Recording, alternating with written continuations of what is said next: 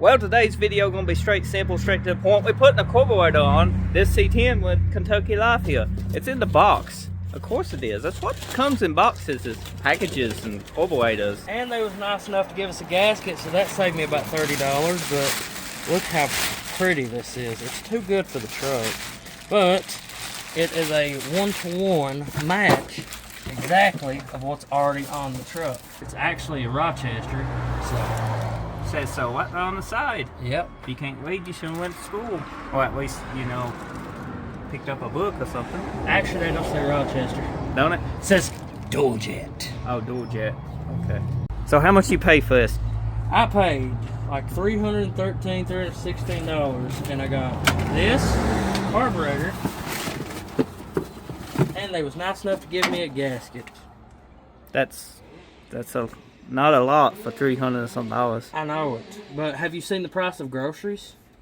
I have. That's a fancy carburetor. Anytime you're working on your vehicle, you need to disconnect your battery, just so your vehicle don't magically start up if you cross something out. That's the easiest thing to do, and the sun is awful today. On top of this carburetor, there's 4 bolts.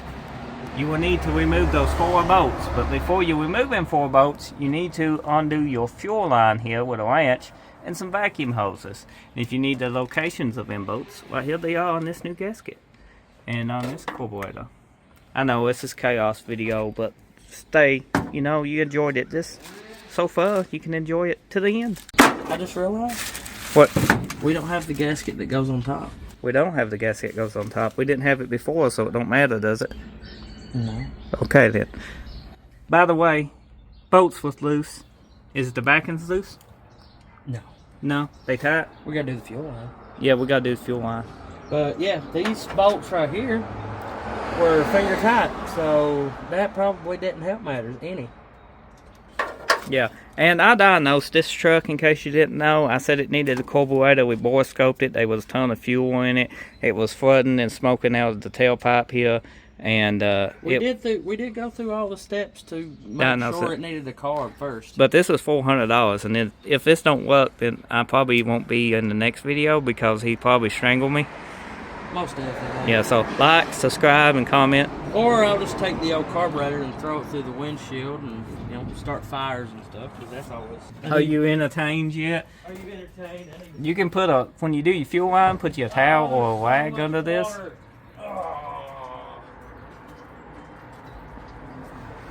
I like how he just tossed some water next to a high voltage area. What? Behind you is a high voltage area. Yep. Anyhow, back to what I'm saying. Put you a towel underneath your fuel line when you crack it to catch the fuel. We didn't hear, but you know, we don't care if it's catch fire. It can burn. Joey don't care, do you, Jerry? No, not at this moment, no. We're taking the bolts out of the carburetor now.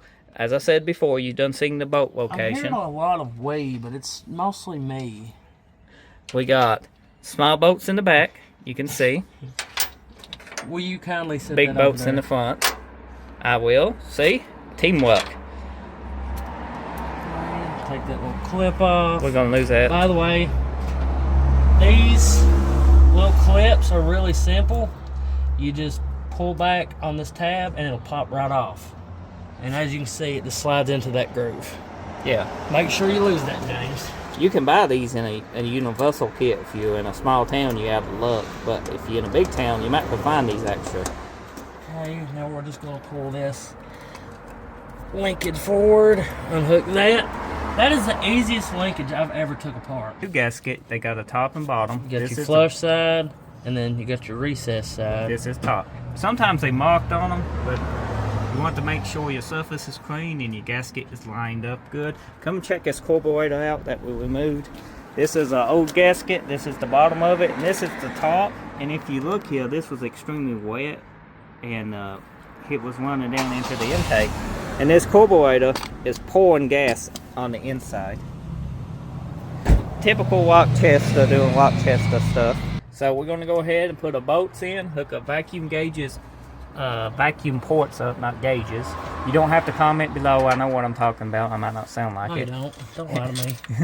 And we're going to hook up a fuel line and all that good stuff, and then we'll fire this baby up. Wow. Don't over tighten them too. The gasket for a reason, and all that good stuff. It's pretty simple to do this. Then you prime your carburetor, or you crank it over a long time to get it to start. We're going to crank it for a long time.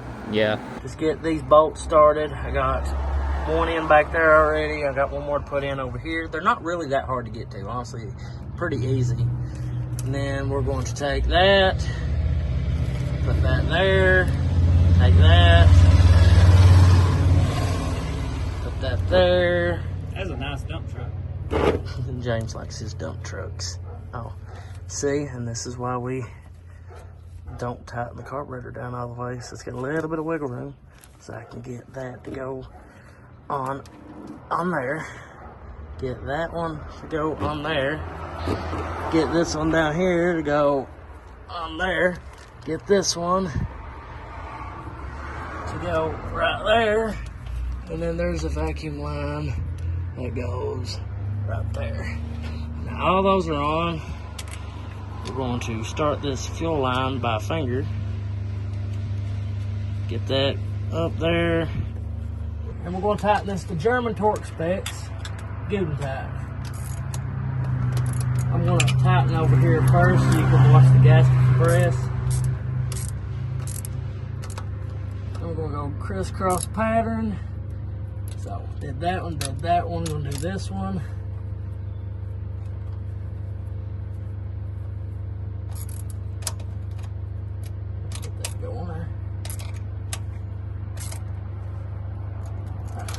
And then we're going to do this one.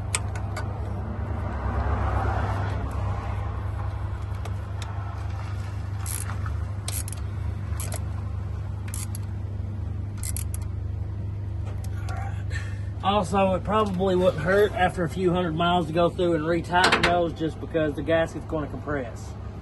As we learned from the old one, because it was very loose because no one ever retightened. Yeah, we're going to start the C10 now with the new carburetor. We're going to just crank it over till it starts. It should have enough gas in it from that leaky old carburetor to just fire right up.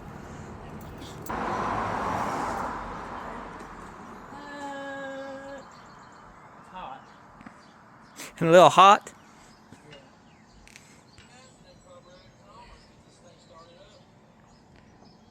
We in suspense, Joey.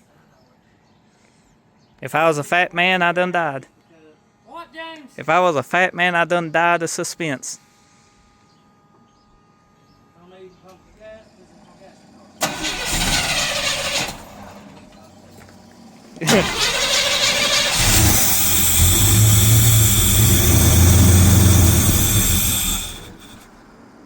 Huh?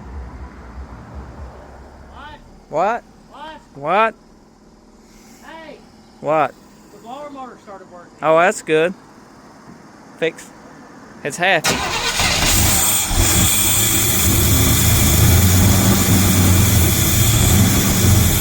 got a warm way?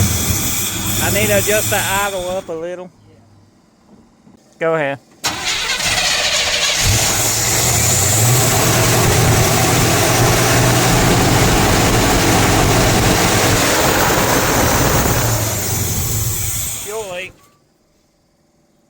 That needs tighten. What does? The big bolt. The nut here. Is it leaking? Yep. Yeah. Well, isn't that dumb? Well, it probably assembled on Friday. See, just because you buy something new don't mean it's better. Depends who's working, you know. And that fuel leak you just seen is because somebody assembled this. Assembled it junky, as you can see. We got an issue here, and that threads might be gone. We might get lucky. I don't know. We have to remove this and see. Well, I'm on my way to a local machine shop because we got to get a carburetor rebuilt, and it needs the shaft bushing installed. We can rebuild the carburetor, but we can't install the shaft bushing. So I got the carburetor in the back, and I got this rebuild kit that we're going to drop off to them, and they're just going to charge like $100. And that's pretty fair to me. We don't have to touch it. Just drop it off.